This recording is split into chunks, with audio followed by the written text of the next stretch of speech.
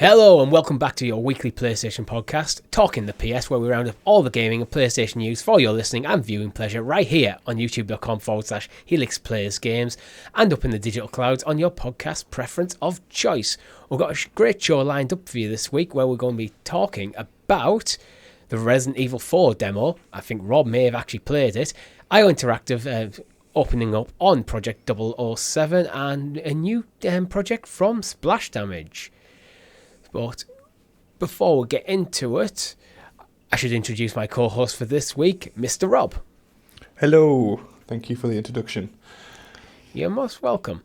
And don't forget to click like, subscribe, and ring that bell so you're kept in the loop with all of our amazing content here at Helix Plays Games, such as Talking the PS, this very show. That's the whole XPass hosting coming just through naturally. XPass every single Monday. So yesterday, if you're watching this as a non-member, we break down all the Xbox gaming news. We have our weekly live streams, which I think for a little while it's most likely going to be leaning towards a Friday rather than a Thursday. That seems to fit me and you better a bit, Rob. Last week we played Valheim. We'll talk very good game. Yeah, we'll be talking a bit more. Pleasantly surprised. Yeah, I think we'll talk a bit more about that yesterday on XPass, but we will talk a bit more later. And before we get into anything else, Rob, we do need to mention that, unfortunately, Lance Reddick has passed away at the age of 60. He was known for roles in Destiny, Horizon, John Wick, The Wire, many other stuff. It's his role in John Wick. He's like the coolest concierge you could ever meet in the John Wick series. So yeah, very, very sad. Only 60 as well. Yeah. Very sad. So our condolences to all his family and friends. We hope everyone else is doing okay.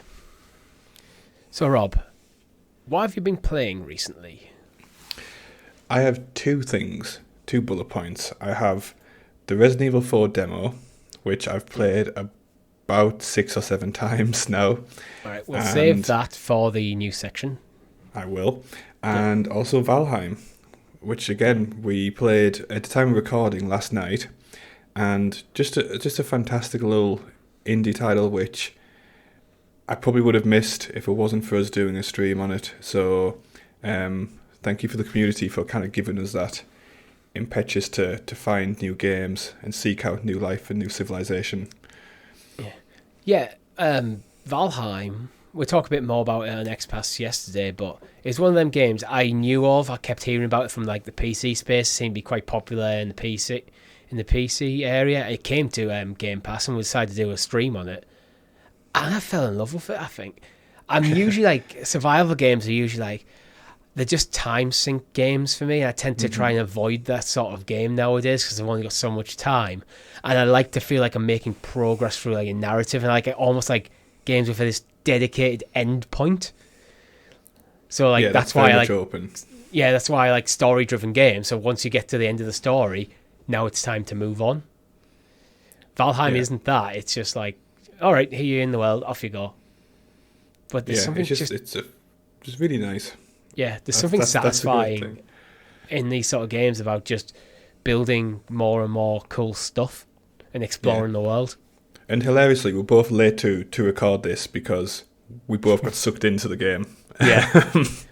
I think I said on the stream that I'm probably not going to touch it again because it is a time sink game. But I woke up this morning, I was like, I just really fancy playing, just chilling out with a cup of coffee or something. And then like I looked at the time when me and Rob was planning to sit down and record, and it's like, I haven't prepared the show, so I've basically not got dressed. And it's like, we're meant to be sitting down in 15 minutes. I'm going to need an hour to get this all together. It's like your character in his like rags, tunic and trousers is better dressed than you playing it at that time. Yeah, pretty much. I brushed my teeth, but I looked in the mirror, it's like my hair's just like done nothing with it. It's like the back of it all was sticking up. It's like, I'm still in the clothes I pretty much slept in. It's like, no, Richie, sort yourself out. It was like absolute classic lazy Saturday. Yeah. Nice. Lazier than I intended, because I was intending to get up and go to the gym before recording. But now I'm going to have to do it after. It's the danger of these games. That's why you tend to avoid them, I guess. Generally, my plan was I'll get up, I'll have some breakfast, I'll play for like an hour, just let your breakfast settle, then I'll go to the gym, and then I just didn't stop. I played for about 3-4 hours, I think. How many times did you die? Is the key question. I think about 4 times. That's not too bad. Well, I had a bit of practice from yesterday, so like I knew a bit more what I was doing, like to know and to get the club very quickly. Because once you got the club, things like balls, which screwed me over when I first started yesterday, it's a lot easier to handle. Mm-hmm. Yeah, I'd agree. I also knew like things like the stamina mechanics when it comes to things like swimming. Like once you run out of stamina while swimming, it starts taking your health off. Didn't know that last night, so I died doing that. Like, yeah, I mean these games are all a learning curve, right? yeah, well that's the point. And it's like, to be fair, dying in Valheim isn't actually that brutal, unless you imagine it gets worse when you're miles away with awesome stuff. But early days, if you die, you're not usually that far away from the standing stone. The only penalty for dying is all your stuff is left where you die, so just run back and get it. Mm-hmm. But yeah, and remember, highly recommended from. Yeah, highly recommended from us too. If anyone's a fan of like The Forest or kind of 7 Days to Die, you'll like this title. Yeah, I totally get why it's done so well in the PC space. Other than that, for me, it's just chipping away at Hogwarts Legacy. I'm slowly working through kind of cleaning up the map a bit before I progress to like the end, like to close out the story. I think I'm maybe 1 or 2 chapters of the story away from like rolling credits, so I could probably get through it in a couple of hours if I wanted. It's quite good how the way they structure the main story. You can kind of tell when the end's coming. I won't spoil for anybody who hasn't played it, but it is very kind of structured in a way like you know what's coming, right? Yeah, well, the main story isn't actually that long when you think about it, but that's not the charm of that game, to be honest. The charm of that game, I think, is it's wandering the world, exploring stuff. And once you've got the magic of Hogwarts has kind of settled itself into you, then all the like little map tasks, they're all quite interesting in a kind of not overly time consuming way. So if you see like a Merlin trial, you know it's only going to be a couple of minutes to do, so I'll just check things off quite quickly. Yeah, so there's a good sense of progress in it. Yeah. But Rob, would you like to introduce us to the properly prepared PlayStation perusing points, aka the news? The news, and as always, our news is brought to you by our Helix Heroes, which you can join for as little as 99p. So thank you to everyone who supports the channel. You guys are awesome. First news story of the week, of the day, of the show. Resident Evil 4 Remake. Rob, tell me about Resident Evil 4. So, I've only played the demo, just to point that out. And the reason I point that out is because I think in the US, it might have been Best Buy or it might have been GameStop, started shipping copies like last week. So a lot of people like in the public have kind of played the game out completely. So my impressions from the demo is like 10 out of 10 so far. Like bear in mind, like the demo itself is only about 10 minutes long, but the 10 out of 10 kind of scores I'm seeing across big publications, I feel is like completely justified in my first initial impressions. Yeah, I mean, at the time of recording, it's currently sitting at a 93 Metacritic for PS5 and 91 for Series X. Mm-hmm. The only negative review, and I'm using negative in a very loose fashion here, is from DualShockers, who give it a 7. Everyone else seems to be like 9, 10s across the board. Yeah, I mean, I guess it depends how much of like a Resident Evil purist you are. So they have kind of departed from some of the mechanics of 4, which probably haven't aged as well as the others. So like ignoring the moving and shooting thing, because that's just, that could never have stayed. There's no way that could have stayed.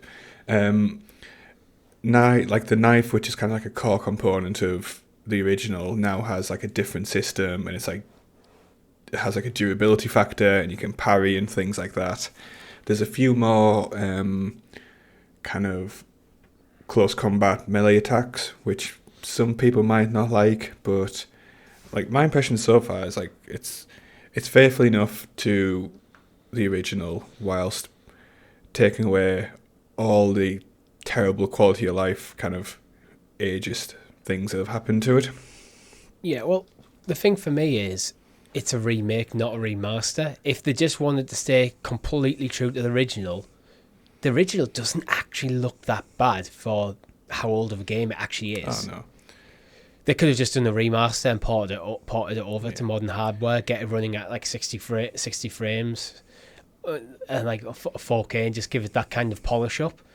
Yeah. But if you're going to commit to a remake, you kind of need to look at what works now, what doesn't work, what wouldn't vibe with new audiences, and that kind of stuff. And like, I think it's definitely the UI, which is like as you said, like the game still looks okay for how old it is, but that's mainly because it's a lot of brown and grey. There's not like a lot of colour in that to look aged. That's kind of my point. Like, it would work as a remaster. Yeah, completely. But the feel of it is far improved, and they've more like one of the few criticisms of Resident Evil 4 is that it was the true departure from the old kind of format of Resident Evil into more kind of action focused gameplay, which I think is fine, but a lot of people kind of missed the super horror elements. They've really tried, from what I've seen in the demo, to make it a bit more atmospheric in those like initial scenes. So like the hunting, you start with a hunting lodge, and you can tell well they've pulled inspiration from what they did in Resident Evil 2, like with like the tight kind of over the shoulder shot and things like that, and it really adds like an extra layer of atmosphere. Because number 4 isn't particularly a scary game apart from kind of one or two situations, but this kind of does bring a bit of horror back to it, which I'm a big fan of. Yeah, it's the first game, I think, of the series where you consider it to be action horror rather than survival horror. Mm-hmm.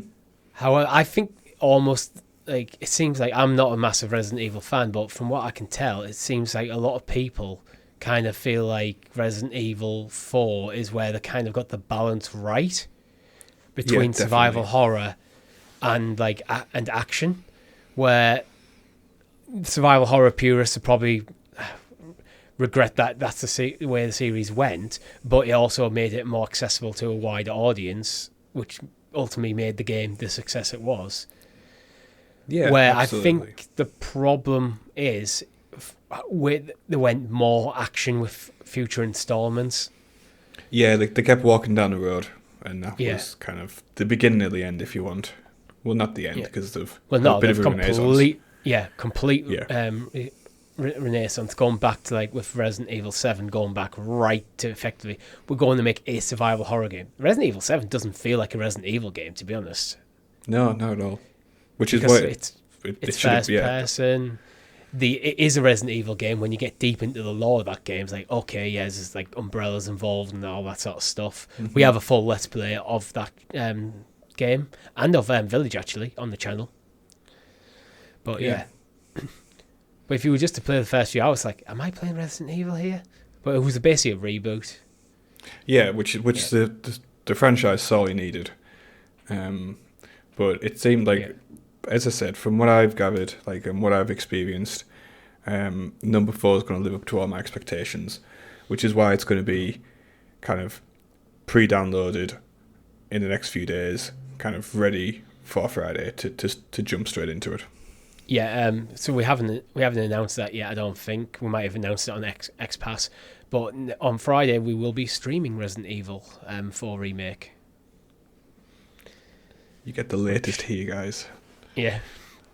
The special edition spooky stream. What is it? Did you get a special edition version, or is it just? Oh no! Like it's a special edition for our stream because it'll be spooky. Right, yeah. I'm going to put a low light on. Oh, nice. Yeah. See. I'm interested to actually watch you play this because I haven't got any real experience with Resident Evil 4. I played a bit of 1 and 2 and 3 back in the day, but I never actually owned them myself. Yeah. So I was never really invested in them, and I'm not really a big survival horror guy. I get scared. I just don't like to be stressed in games too much. Like games are what I do to relax, so I don't actually gravitate them. I've played Village and like Resident Evil 7 on stream though. I enjoy these more when I'm playing with other people, even though they're single player games. Mm-hmm. But yeah. But shall we move on? Because surely I'm guessing we're going to have a lot more to talk about of this game come Friday. So make sure you sub to the channel with notifications on so you know when that drops. So next story of the week, IOI Interactive. I've been talking a bit about Project 007 and their opening of a new studio in Istanbul. So Rob, first of all, what would you want from an IOI Interactive Project 007 game? So this is like obviously James Bond games have been in a bit of a rut. Since GoldenEye. Yeah, like you could argue like a couple of the PlayStation 2 era ones were okay. Kind of like yeah, there's some okay games there, but they've never really broke through to like in the way GoldenEye did. Yeah, definitely. And I think like with IO Interactive's kind of track record with Hitman, I can't think of a studio that's better placed to kind of really give 007 gaming like a shot in the arm. Like it just seemed like a really, really nice matchup. Obviously like Hitman was kind of on its dying breath almost a couple of years ago, and it's had a complete turnaround, right? Yeah, well, they made it more sandboxy. Like he's like, we're just going to they're focusing on, we're just going to design this like sandbox for you to play in. Here's your targets. Figure it out, kind of stuff. Yeah, which I think obviously the like I would love to see that from in a James Bond game. Obviously, there's some elements which probably wouldn't work as well, like the outfit changes, because like you can't make James Bond look like a weirdo, because that just wouldn't work. But I think more spying, more kind of spycraft things as opposed to just pure action would be the way I'd go with it. Because realistically, like I almost feel like the James Bond games kind of started struggling when all of the shooters and kind of action games kind of started raising the bar, and they kind of floundered a bit. Yeah, I'd almost kind of, for me, want to see them like not just put a James Bond skin over Hitman, but not completely throw that out. Maybe have a linear story that tells through the game, but there's almost like sandboxy areas in the game. Yeah. Where you now need to like you dropped in. You're playing through this linear narrative, but now you're dropped into this area where you have to use your spycraft. You have to use things like your gadgets to kind of figure out how to get to to whatever your target is. Take out your target. But instead of being Agent 47, you are being James Bond, and ideally playing for like a unique story. Maybe even just unique story. Yeah. Yeah. Start with like an origin story as well, probably. Like, this is going to be our James Bond. To detach as opposed to from the movies more. Yeah, I'd be very happy with that. So yeah, I think it's definitely more kind of Hitman elements, but it has to have like its own unique feel to it. It can't just be kind of like Hitman with a James Bond character model. Yeah, well, I think nice.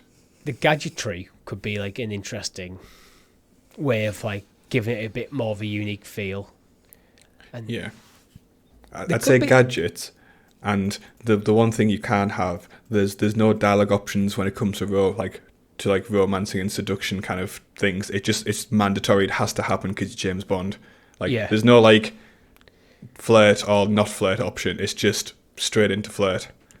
You know what you do? You put a not flirt option in there, but he's so charming, he ends up flirting anyway. Yeah, it's like every single option leads to like romance with like Yeah. basically every female character. That's classic Bond that he wanted, isn't it? You just look at the stuff like in what classic Bond was like, that would probably be considered problematic now if it wasn't such a long-running franchise. In kind of the same way where South Park gets away with so much nowadays because it's South Park and everyone accepts what South Park is. Yeah. So it's like it's similar with like the probably quite like the misogyny of like James Bond. You could just lean into that and just kind of just go, well, this is who the character is. It's not good, but he's an interesting. This would never ever get made because it's just far too problematic. But what if there was like a James Bond game that was like set in the 60s, like doing like the original era of like the movies, where it's very much like Cold War focused, and it's all kind of like mid-century. Like that would be a fun. This could be it. We don't know when this is set. They haven't like kind of announced when, because James Bond could be set from anywhere from like any real time period. You know, to be all honesty. Yeah, anything post World War II, right? I mean, they effectively reinvent the character with every new casting. So yeah, I mean, only really Daniel Craig's interpretations had actually had like a through line across the films. Yeah, like and actually like learned a bit about him as a person. Like I guess like Timothy Dalton's did as well, because he had a wife at one point and stuff. But there's elements that brought forward, but wasn't like as much as where like the Daniel Craig stuff feels like you're constantly telling the next chapter of the same story. Yeah. Like. Yeah, but this like looping back to the original story. Like the reason we're speculating so much is because. Like, fair enough, they've opened up a bit about the project, but they've said a whole lot of nothing, really, when it comes to, like, details. It's like, oh, yeah, like, we love the character, and Eon, obviously, like, the custodians of the franchise, so we're really respectful of them and things like that. But zero detail. Yeah, I mean, I honestly can't think of a better studio at the moment than IO Interactive to take on James Bond and kind of give it a unique thing. I think really, I mean, they're already a successful studio, but this could be really the making of this studio. Like if they nail this, yeah. And Eon, they're so protective over the IP. I think it's the work they've done on Hitman. They've probably looked at it and gone, "Oh, we can see this being really, really cool." Like the skeleton's there. Yeah. In some regards, right? Yeah. But that being said, there has been a lot of kind of meh James Bond games coming out, so it might be just a case of they don't really care too much when it comes to games. So they're just more like open with the license. But I don't think that's the case. I think the world's shifted in a bit to how much more important IP has become. It's why things like the MCU does so well, because it's got such a strong IP. It's why Star Wars, they keep trying to do stuff there. It's why Hogwarts Legacy is selling incredibly well. It's the strength of the IP get into people's heads. Yeah, absolutely. And taking nothing away from like Hogwarts Legacy, but if that was another IP, that would be a very average game, right? It's like one of them. Yeah, it's one of them games that works so well because of the IP, where I've always said, like, it's in a different way to my criticism of Marvel's Avengers was they made a mediocre game and slapped the Marvel IP over the top and went, please buy our game.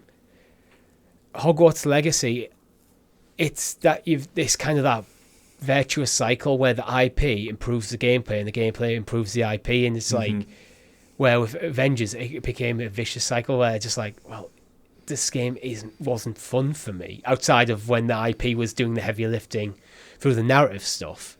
Naturally, yeah.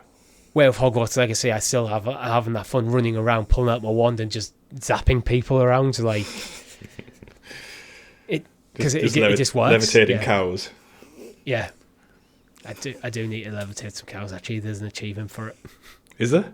There's an achievement to flip cows. I think it's with the repulsor spell. My girlfriend got Flipendo. Yeah, she got really, really mad at me when I started throwing the cows about. Typical vegetarian. Just use Cruciatus.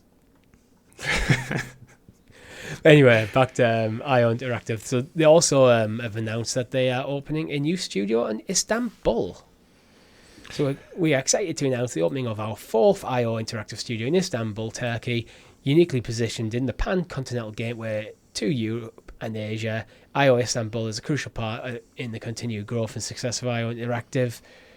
And there's a bigger statement, but doesn't really... kind of like talks a bit about like Istanbul's a city rich in history, that kind of stuff, but doesn't really go into much about what they're going to be doing.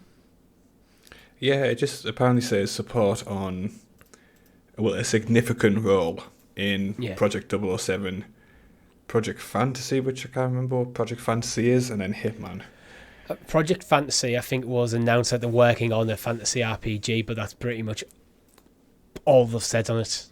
Oh, okay, I do, and Hitman, the rumour is at the moment it's actually on a hiatus, which kind of makes sense. Like, okay, we've done what we wanted to do with Hitman and the World of Assassination trilogy. That's kind of closed off now.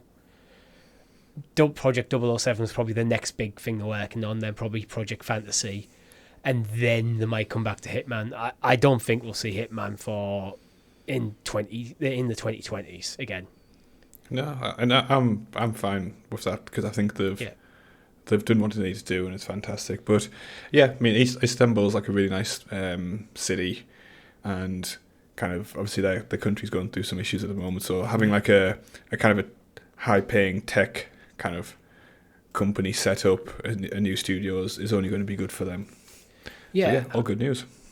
And I think it's interesting. It's nice to see IO Interactive. We're setting up a new studio and we're working on this like major IP in Project 007. Because it wasn't that long ago where Square Enix were quite happy for the studio to just go and take the IP of Hitman for basically nothing. Yeah, it's like we value you. It's like it's part of it could be like good guy Square being like, you know what, you guys, we don't really need you. We're going to let you passionate about this. We don't care about it. Just go do it.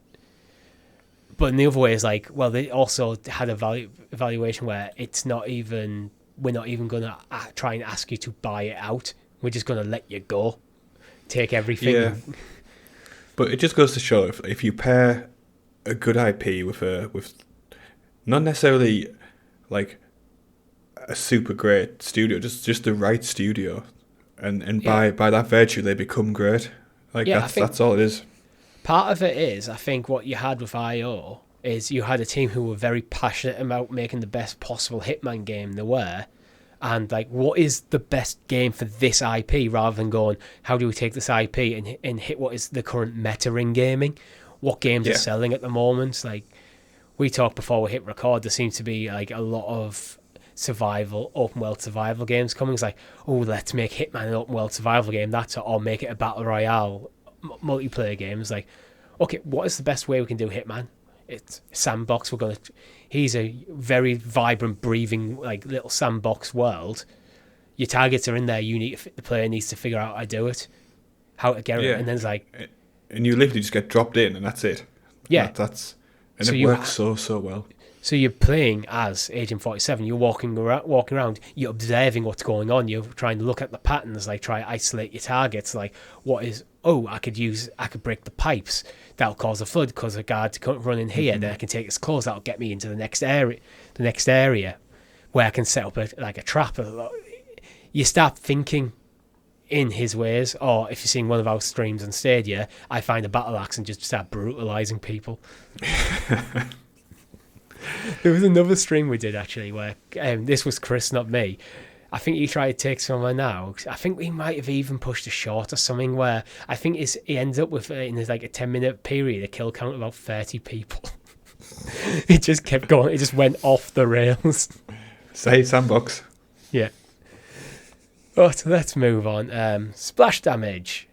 Splash Damage have teased a new AAA open world survival game called Project Astrid.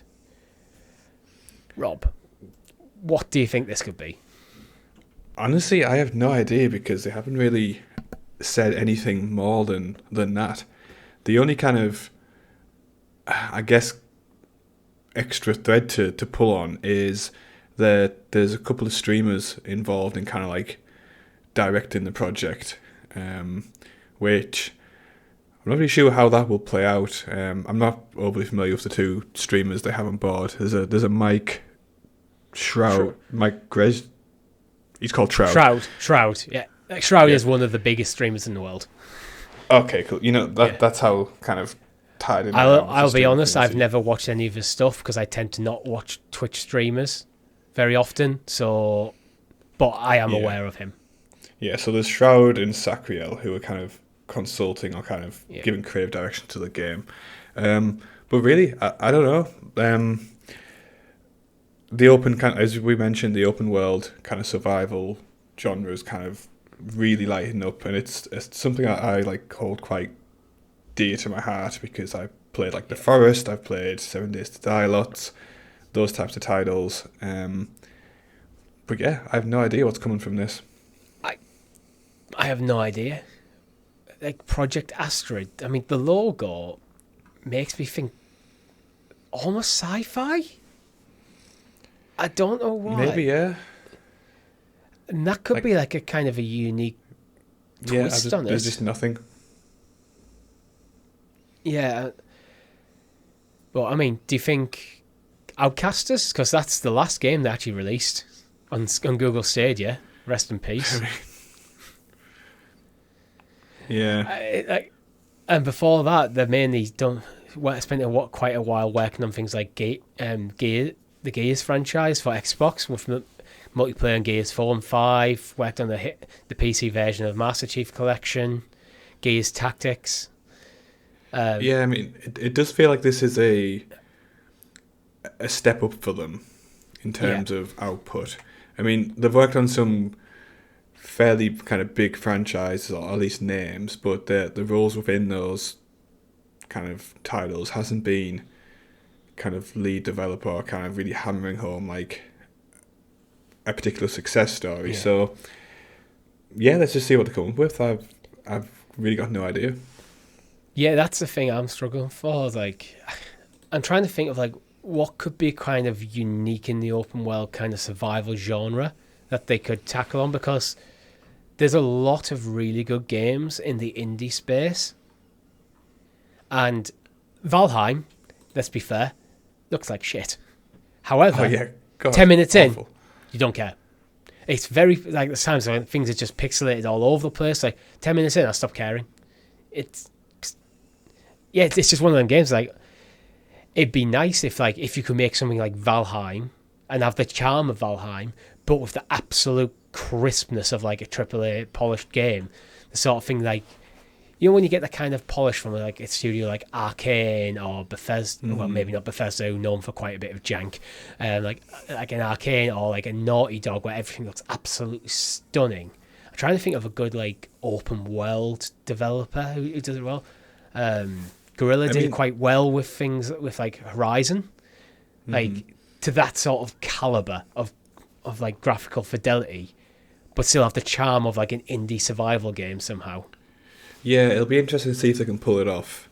I think like the leaders in kind of like this space at the moment is I can't remember the studio now, but the guys behind The Forest. So I've jumped into Sons of the Forest recently, and that's like a really fantastic like kind of survival horror, open world survival title. So yeah, they've got some kind of big shoes to fill in terms of kind of the quality game that's out there. Let's just see what happens. I mean, it being a AAA game does give it that standout quality, but the thing with these games is why I tend not to let myself get sucked in is because they are effectively endless, and that singular game can become the hobby into itself. It's the same reason why I don't play MMOs anymore, because there's so many other games I want to play. If I just get sucked into this, then I'll play nothing else, and I'd rather play other stuff. Cycle. Yeah, no, so I completely get that. I had the same thing with Grounded on Xbox. I jumped into it as like on stream with Chris. I was like, "Oh, I have a great time here." So I spent another couple of days playing. I was like, "I need to stop." Yeah, I want other games I want to play. So I've done what I wanted from that game. But it is a crowded space, to be honest. Mm-hmm. But I think it's crowded in the indie thing. So I was like, so this is the thing. So if they've announced this like now, and it's going to have a standard of polish which we'd expect from a AAA title, or at least what they describe as a AAA, like what that means is up for debate. Like, yeah, it's very nebulous term, to be honest.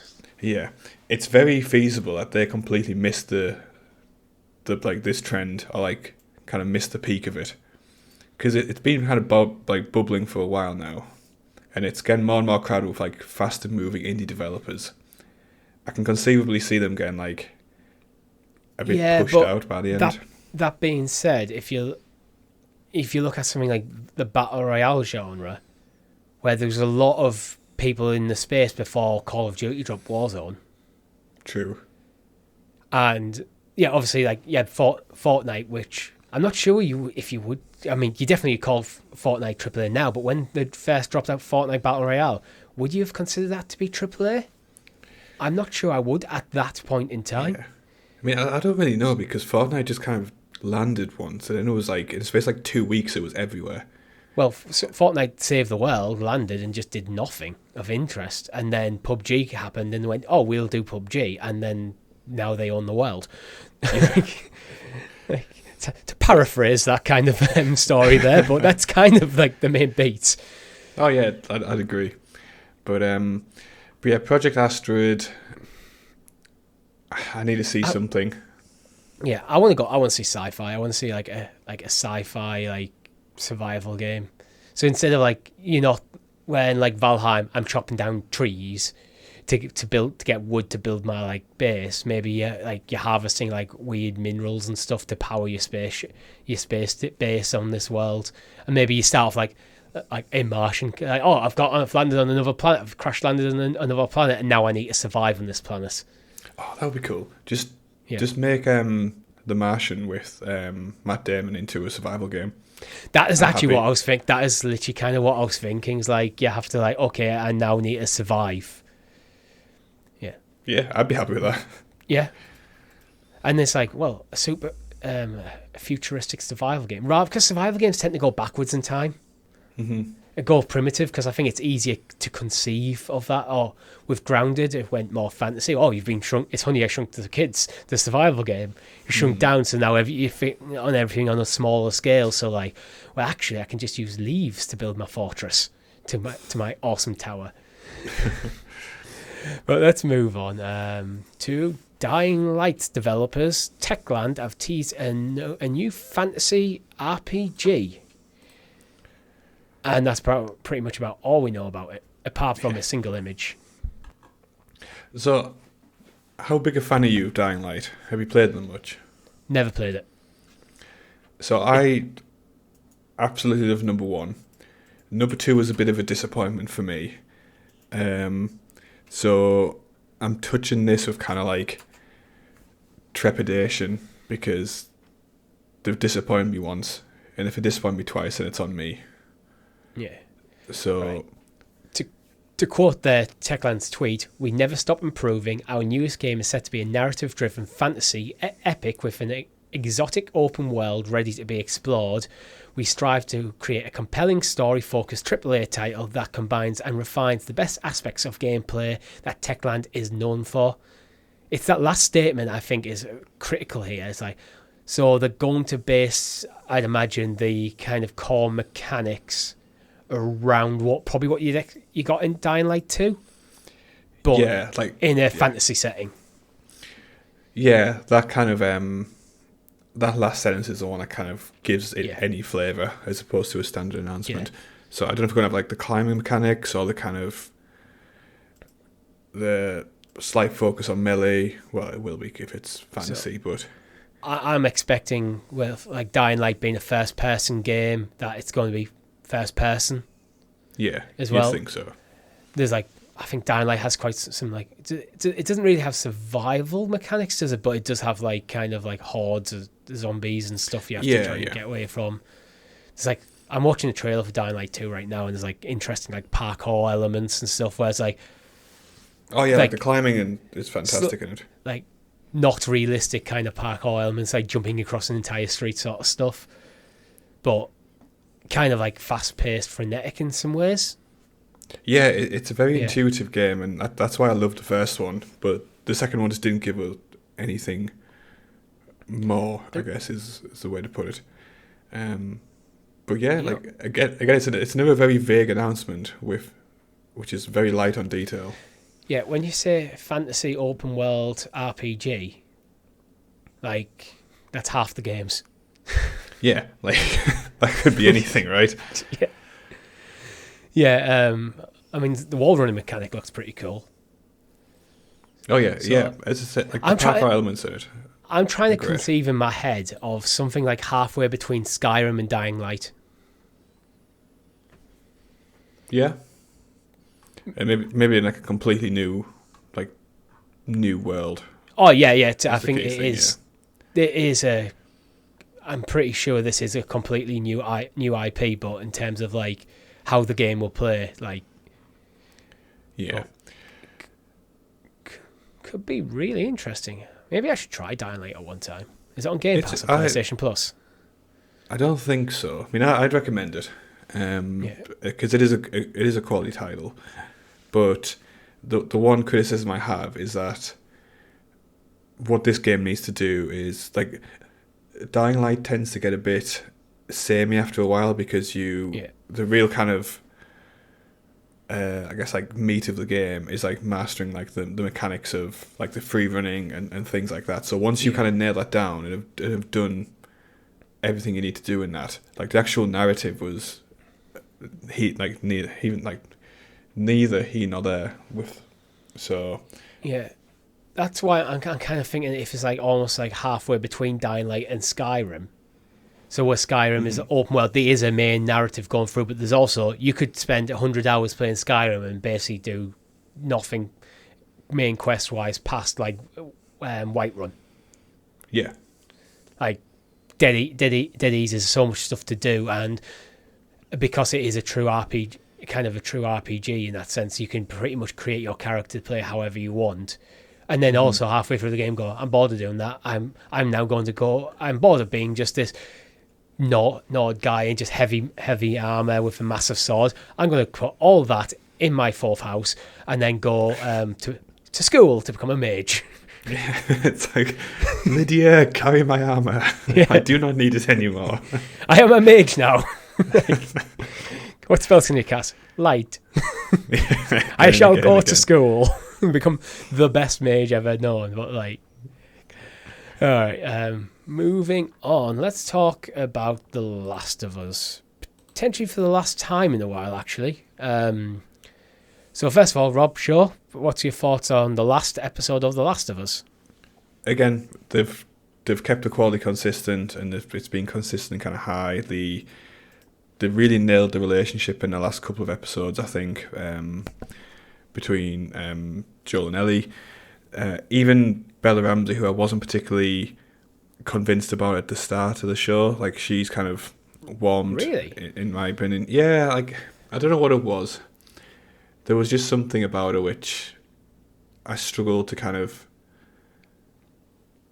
get, accept as Ellie. I think I was kind of convinced from the first scene, to be honest, when she was like chained up in like the room with like Marlene. Yeah, it's a different Ellie, but some of that kind of coarseness in her was definitely shone through. Oh yeah, definitely. I think maybe it just Bella Ramsey's I think I see too much of a Game of Thrones character until I kind of really got to grips with her as Ellie, and yeah, I don't know what it was about it, but no, by the end I was kind of happy with the casting. Obviously Pedro Pascal's phenomenal. There's just makes such a perfect Joel.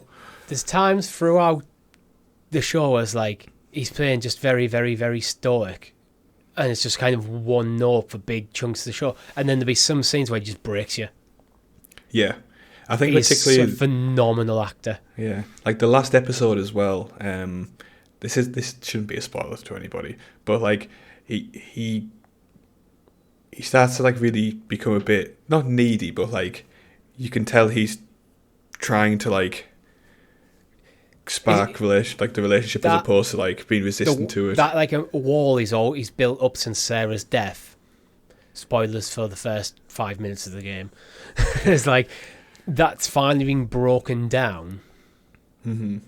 It is like in the episode 8 with like it's that moment where he calls Ellie baby girl. That's it. That's any sort of pretense that he sees Ellie as anything other than the daughter is now gone. Yeah. In that moment, and then so the last episode is him now. He's now just full on dad mode. He's basically the Joel you saw in episode 1 in the prologue. Yeah, exactly that. So yeah, very happy. I want more than 2 seasons, so they have to figure out what they're going to do there. Yeah. Well, I was thinking about this. I think I'm not going to absolutely spoil everything in here for like the opening of part 2, but the effectively prologue section before like Ellie leaves Jackson. Mm-hmm. I think everything up to that moment could be just 1 season, like 9-10 episodes easy. I was thinking about it like at work the other day. It was like after we recorded the ClickerCast, and it was like, I think there's just enough stuff, especially because you kind of want to build up Abby as well as like a sympathetic character throughout the course of the season, and the way Joel and Ellie's relationship is when you start that game is very different to where we've just left it off. So you need to build that up. You need to kind of build these two free characters up, adding people like Jesse and Dina and build them up, get the audience to love them throughout the course of the season. And then there's flashbacks that actually happen later in the game, which I think you could move to season 2 of the show rather than season 3. Yeah, I'd agree with that. Stuff like I thought the astronaut scene could be perfect as a late. It's almost like a Left Behind. This is just 1 episode, an entire flashback. And that can be the Bill and Frank episode. No, I was thinking that it would be the Left Behind episode for me. Sandwiched, the episode that's sandwiched between. Yeah. Like, well, when Left Behind, Joel's like he's dying, Ellie's trying to save him. Then you have the Left Behind episode before going into the David stuff. There's a bit in the opening of Last of Us Part 2 that kind of could almost mirror it. Yeah, like true. In the chalet, it's like the we know who you are. Then you get an entire episode which is a flashback to have the audience kind of like sat holding. Oh, we have to wait another week to find out what's going on. I fucking hate it when they do that. I hate those types of episodes. But it's such a good narrative thing to do. It is, but I hate it because it gets released every week weekly as well. So. But yeah, the reason we're talking about Last of Us is not just because of the show, which is actually the last episode did break numbers again. So literally week on week, it got higher and higher numbers, which is just insane. Very, very rare. Yeah, it's rare. But I think it's such a good show that you can see how it's just permeated and like more people have been catching up and then watching it day one because to be part of the conversation. Yeah. But I mean, seasons 2 and 3 have already been greenlit, and Neil Druckmann appeared on the Kind of Funny Gamescast talking about was it Gamescast? It was one of the Kind of Funny shows. It was a spoiler cast talking about The Last of Us. And he's confirmed that Naughty Dog is already selected and is in development of their next title, but he wouldn't say what it is. He also mentioned that the Last of Us multiplayer game, when he was asked about Last of Us Factions. So I don't know whether that's just him not being committal to the title, or maybe they've changed the name or something, but maybe, yeah. It's Last of Us multiplayer game, and then their next title, Naughty Dog is already working on. They know what it is, but they're not ready to announce anything yet. I mean, this entire show feels like we're just saying, "Oh, this studio said they're making a game," but not saying anything. Like, that's the entire show basically. Like, here's a list of all like the people who are just not saying anything. Like, you get the thing is that the gaming news comes in these ebbs and crests and stuff. Like, and at the moment, I think everyone's kind of like, okay, pretty much the financial year's coming to an end. All the financial reports and stuff have kind of been already out there. So any sort of leaks and stuff, insight you might get from that has kind of already happened. And now the studios are now looking towards the summer with Summer Games Fest with E3, and we know like things like Microsoft are going to not be at E3, but also have something at the same time as E3. Likewise, Nintendo. So they're still targeting that period of time in the summer for the next round of announcements. We know PlayStation's going to basically be doing the same thing. But yeah. I want details. Details. Well, we can give you some details about the top talent from Need for Speed developers Criterion have left to form a new studio called Fuse Games. And I say details, it's more nebulous statements. So, yeah, I mean, obviously Need for Speed's not in the greatest of places, let's be honest. As a franchise that's very close to my heart with Underground 2, I just feel like they haven't found the way, and I really can't blame them for maybe just wanting a fresh start on something that they feel like they can get some traction on. Reading them from Eurogamer, Martin wrote in Eurogamer's review of Need for Speed Unbound, he's a familiar tale. A new Need for Speed comes out to zero fanfare and turns out to be pretty decent enough even, to feel like a return to form for a years long running series after it experienced a fallow spell. But I think it's at zero fanfare. It's like it's capable of going toe to toe, but it almost feels like it's always been talked about in potential rather than execution. Yeah, which is a real shame, really. But it's still. I hope like they're able to like let loose a bit creatively and maybe kind of inject something in. I feel like arcade races in general right now are struggling. Like obviously, Gran Turismo will always be Gran Turismo, but I feel like the arcade side of things is different.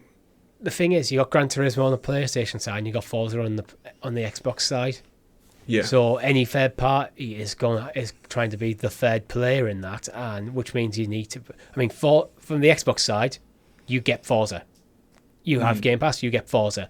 You get both you get both forms of Forza actually, because there's the arcade and the simulation style. Yeah. So it's difficult to compete in the Xbox side unless you're on Game Pass. Yeah. So then that means leaving on the PlayStation side, and then it has to basically be better than Gran Turismo for a paid-for title.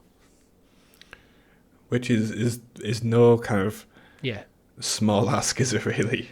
It either needs to be better or serve up something that is significantly different enough that it isn't like going head-to-head.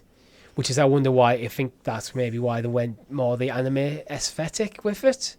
Sort of. But I just don't think that landed properly either. Like, so I played it on like EA did like an X amount of hours demo included in the EA Play subscription, and it just, even though they were like layering all these like different kind of art styles on, which like the westernized anime art styles I think already played out anyway, but whatever. Like it just felt very, very bland and very empty as a game. It's like, drive around this track, and now I drive around this track, and oh look, something's flashed on the screen. You're painting Let's drive over around rust. another track. Yeah. It might look pretty, but the substance underneath is kind of needs more work. So that Exactly, kind of thing. Yeah. Anyway, maybe that's it. Maybe they're just like, I don't know, the guys who now founded Fuse, maybe it was just time for them to do something different. And I mean, Criterion has worked on other stuff as well, like such as Burnout, Battlefield, Star Wars Battlefront, as well as Need for Speed. Mm-hmm. But it's quite a trend actually. Sometimes you've seen in the gaming industry where people are a big publisher like an EA, Ubisoft, even PlayStation, Xbox, for a long period of time, then set off to do their own thing. Yeah.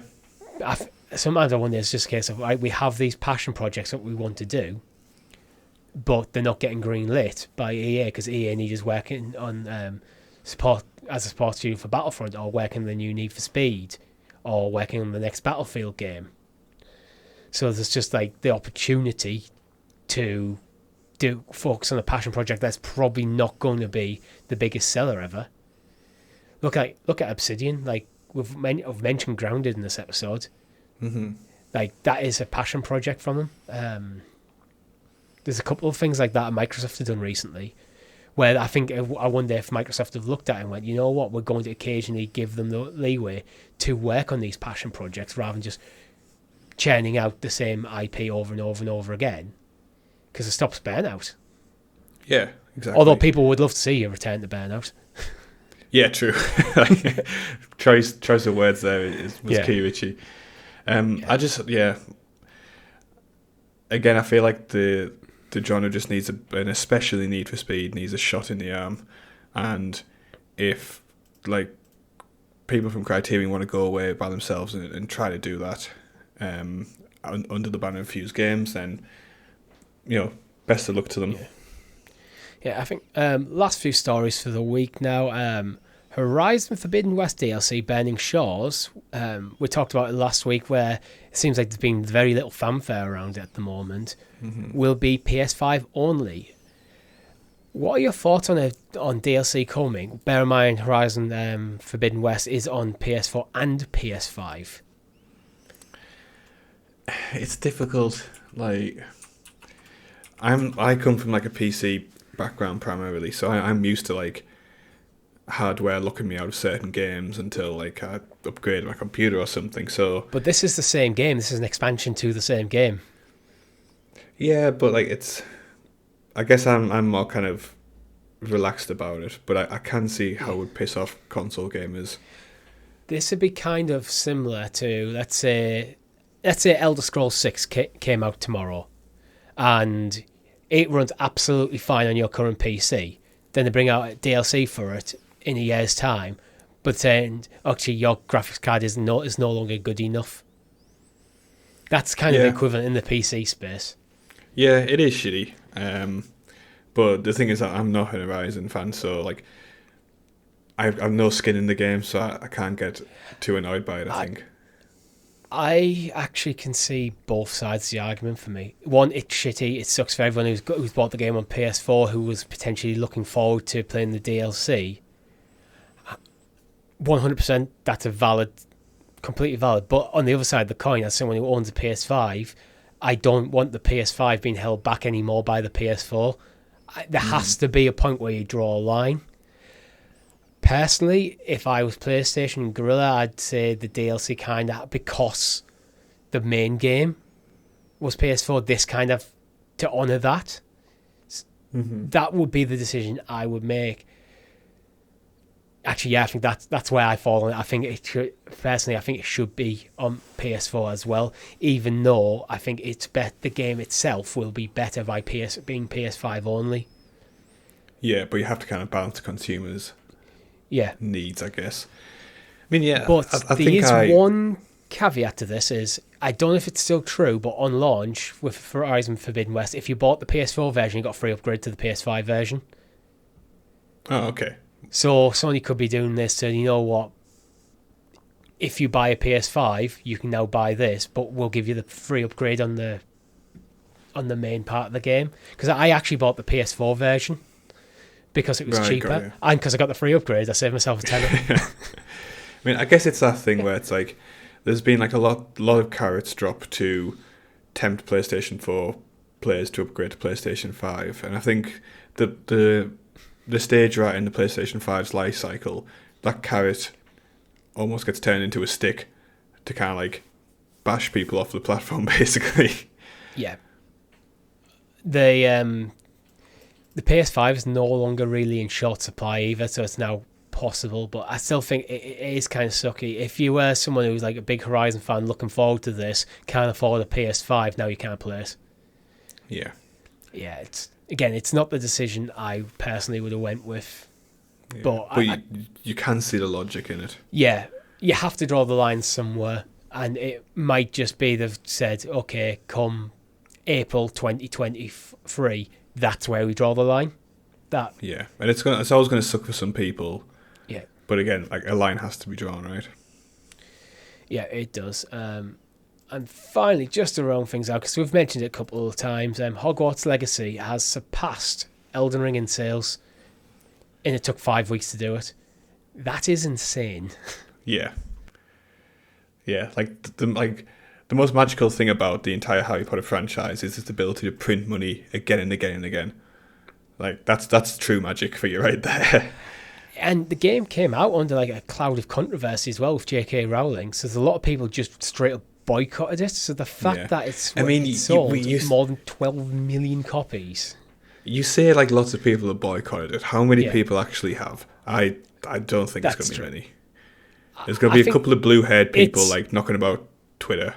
It's a lot. It will be a lot of people. However, relative to the amount they sold, are being consequential. Yeah, and also how many people of those are like super gamers anyway? Like, yeah. Well, this is the thing. I think sometimes what we need to realise is when, as gamers, we're hosting a gaming podcast. We are in a very like pretty much a bubble of pretty much hardcore gamers. Yeah. Most people aren't us. Most people go, oh, there's a new Harry Potter game coming out. It's like, actually, it's really good. I'm going to buy it. I liked Harry Potter. I'll buy that. And probably don't even know about J.K. Rowling's like potential like views on the trans community and stuff. They're probably not even aware of it. Yeah, because like, or they've heard little bits, but they've not been interested. Like that was me until this game was like ready to drop, and I kind of had to like at least inform myself on what was going on. So I'm not surprised it hasn't affected sales.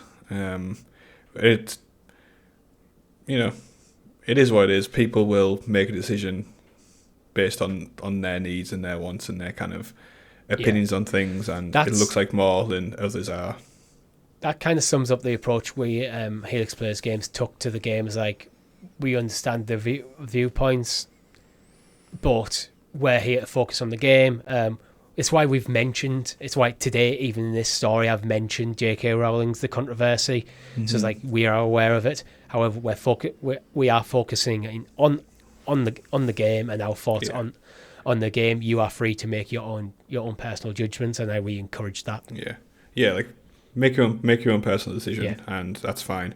Something that J.K. Rowling struggles to understand the concept of, but whatever. But that's where we sit. It is. And that brings us to an end of the show. Thank you very much for watching. If you've liked the video, make sure you hit that like button, subscribe, and become a member for as little as 99p.